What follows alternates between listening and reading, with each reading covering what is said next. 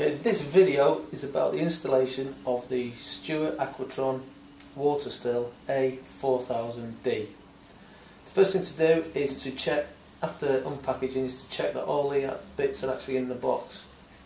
First off, we've got the hose assembly kit, which consists of a 16mm hose, 1 metre long.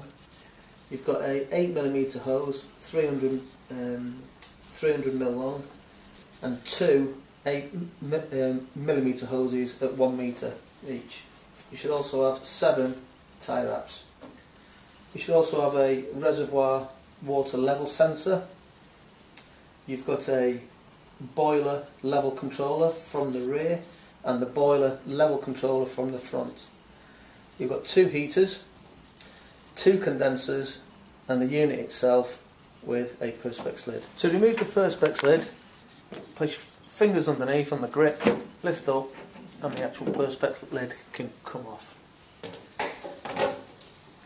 Inside, you will notice there will be lots of packaging in there, and the easiest thing to do is to remove the packaging easily is to take the actual side off and the lid off itself. So we'll do that first. We'll take the lid off, which is 6 screws, and then the lid just lifts off.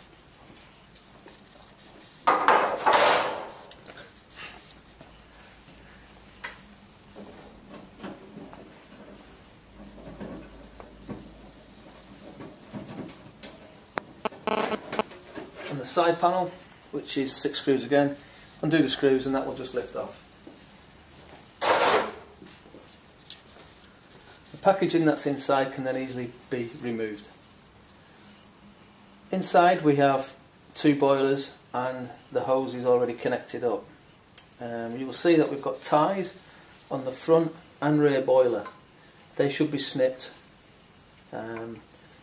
when assembling the actual unit itself. For the purpose of this demonstration, I will leave them tied. The first thing to do when setting up the unit is to remove the front boiler. The first thing you must do is to remove the metal thermostat which is inside this thermostat glass tube inside the boiler. To do this, just pull the thermostat metal bit out gently.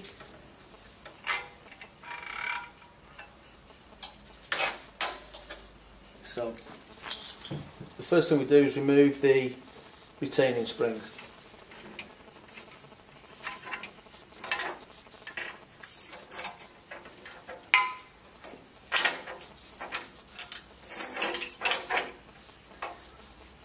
And the boiler can be lifted straight out. The next thing to do is to check the O-ring seal and the stabilising seal on the rear boiler itself.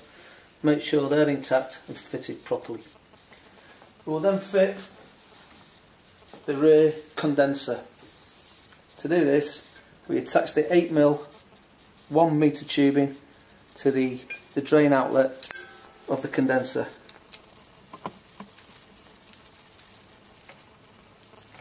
Like so, and that is tie wrapped. To fit it, you go from the top. That then fits on top of the boiler vapour tube itself. The outlet should be facing forward. When you place it on top, you will feel a slight resistance. You should then push it down slightly, so there's about 3/4 of an inch gap between the condenser and the boiler. The condenser outlet hose is then fed through the rear of the small holes, like so.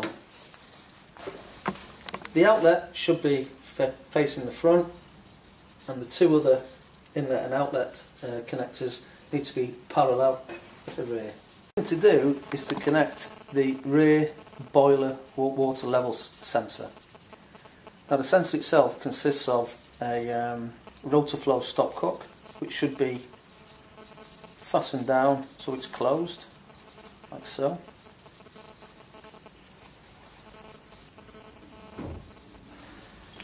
In the tube itself is the actual float switch, which is connected to an electrical connector, and here we have the boiler coupling.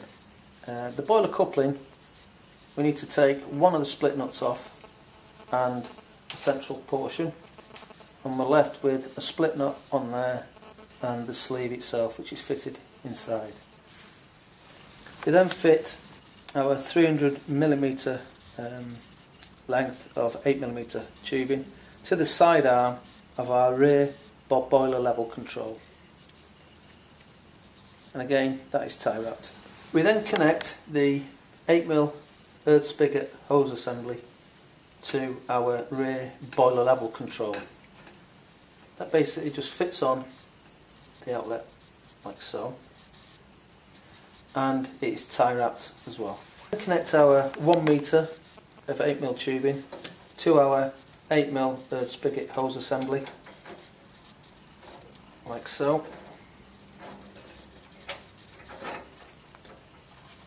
And again, this is tie wrapped around here. We then thread through our 8mm tubing through the next available hole like so. What to do is to connect our rear boiler level control to our boiler itself. First of all, we put our split nut onto the boiler and also the centre portion of our coupling. We then must make sure that the rubber sleeve is fitted inside the boiler level control and the boiler itself.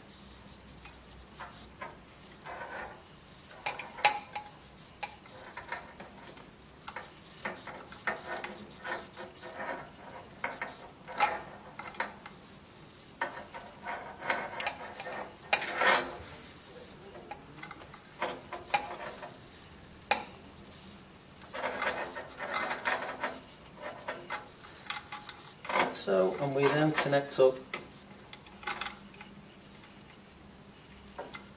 our coupling.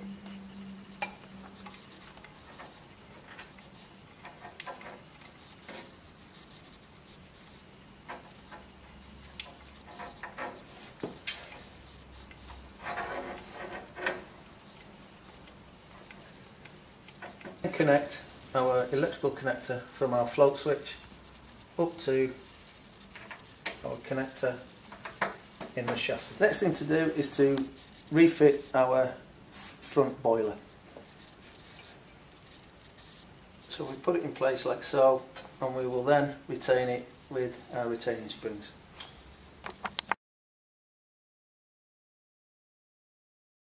We then refit our thermostat into our boiler.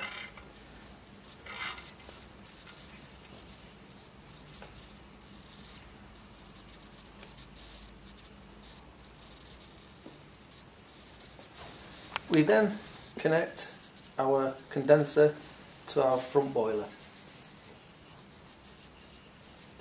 Same as the rear one, it's fitted on like so.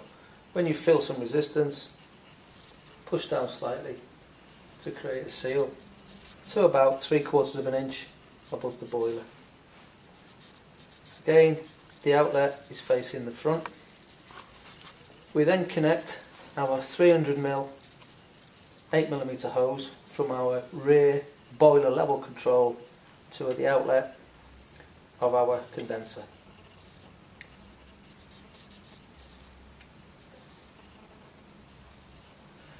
Again, this will be tie wrapped. We will then fit our front boiler level control. The boiler level control itself again has got a stopcock which needs to be fully closed, and our boiler coupling. We will take the split nut off on the centre part of the coupling.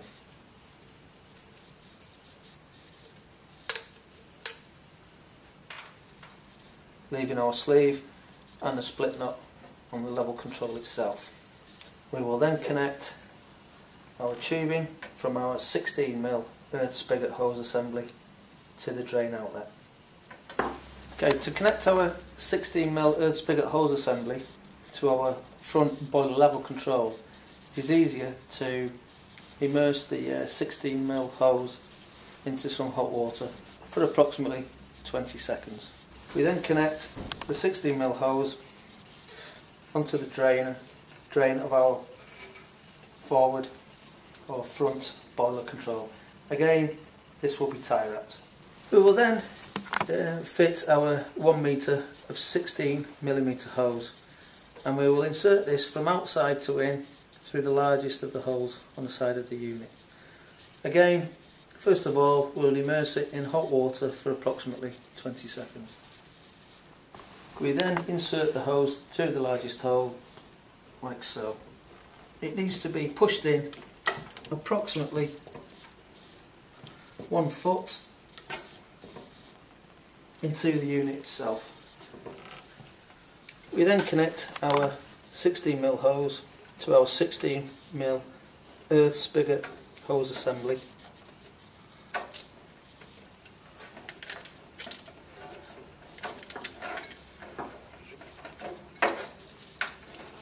Like so. And again, this is tie wrapped around here. We then pull the unit through, the 16mm cable through, until we get a gap of about 10mm between the boiler level control and the boiler output. We then connect our boiler level control to our boiler. First of all, we put the split nut onto the boiler itself and the central piece of the connector. Sleeving must fit inside the boiler itself and inside the boiler control.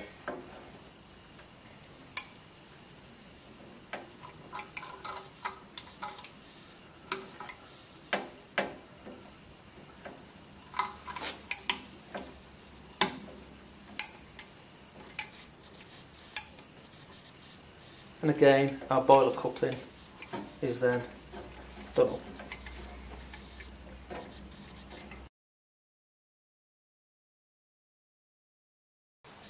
Next, we will connect our hoses to the various different connectors.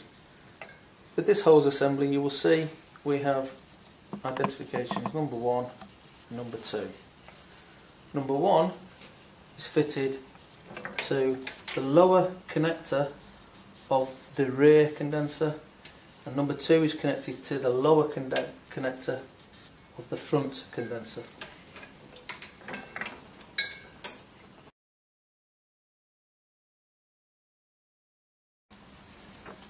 Number 3 is then connected to the top of our rear condenser, and number 4 is connected to the top of our front condenser.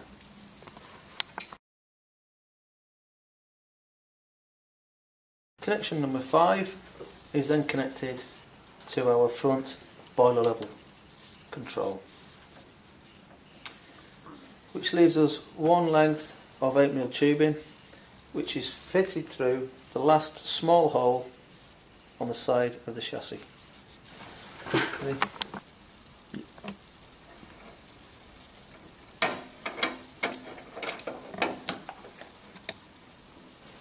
We then connect our funnel into our front boiler level control, undo the black cap, fit the funnel and just tighten it. We will then connect our heaters to our boilers. The rear one first. We take the black plastic cap off, like so. We then insert the plastic cap onto our heater. Inside the cap is the seal. We then put this on, like so, and push it all the way to the rear. When you've got about an inch gap there, that's where we need the black cap, and we push the seal into the cap itself. Our heater is then inserted, like so, carefully in, and the black cap is then fastened up. The heater is then pushed into the gap, the cutout at the end of the boiler itself, and the end of the heater just sits nicely in there. The black cap is then done up until hand tight. Do not over tighten this, as you could damage the heater. We then insert the front heater exactly the same as we inserted the rear heater.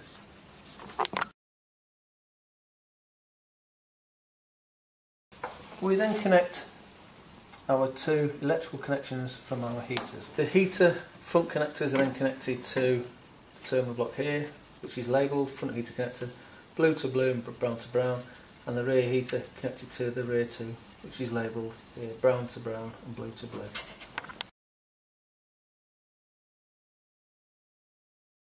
The lid and the side panel can then be connected. The lid has got 6 countersunk screws, and the rear again has got 6 screws holding it on. The electrics can now be connected. Now the electrics need to be connected by a qualified electrician, and the cold water can also be fitted as well. Here you've got the mini valve assembly with the hose connected on as well there, and then we connect our reservoir water level sensor. This fits to the pressure switch connector at the top like so. This can then be placed inside the reservoir. Operate your Aquatron water still, ensure that there's no leaks inside and everything's working normally. When everything is working normally, you can then fit the Perspex lid, which is fitted underneath the lid and dropped in place like so.